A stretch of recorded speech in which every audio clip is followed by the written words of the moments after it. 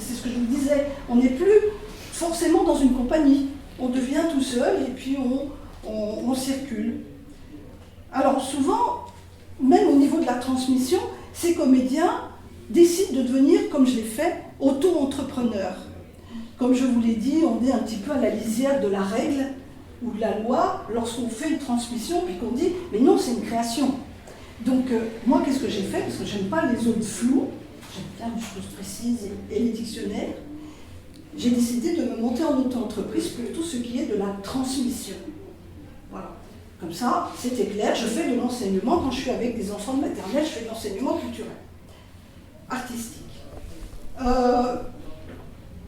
Lorsque l'artiste perd son statut d'artiste, lorsque vous ne touchez plus les 507 heures, moi c'est comme ça que j'ai perdu l'intermittence du spectacle. J'ai fait beaucoup plus d'heures de transmission, je n'ai pas eu assez pour me déclarer en tant qu'intermittente du spectacle avec les 507 heures, et donc quelque part j'ai perdu mon statut d'artiste. Voilà. Est-ce qu'on est vraiment artiste lorsque l'on ne devient plus ou majoritairement on est un artiste transmetteur?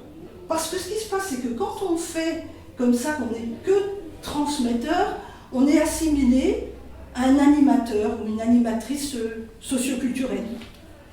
Or, le problème, c'est que être animateur ou être animatrice socioculturelle, eh ben, c'est gênant parce que ce secteur ne jouit pas d'une très bonne réputation.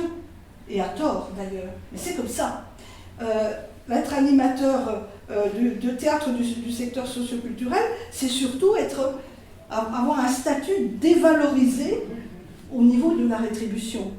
Même si la convention collective de l'animation comprend deux sortes de volets, deux cadres, l'animateur théâtre et le professeur de théâtre. Ben bien souvent, quand vous êtes embauché pour un atelier, on vous applique la grille animateur théâtre, qui est beaucoup moins rémunératrice. Parce qu'on considère que vous animez un groupe et pas que vous avez une méthode pédagogique avec un suivi, avec éventuellement une évaluation, etc. Donc on vous applique les tarifs d'un animateur théâtre. Et je vous assure que les tarifs, je ne sais pas s'il y en a certains d'entre vous qui ont déjà fait de l'animation. Oui, vous? C'est pas très cher payé. C'est même très très mal payé.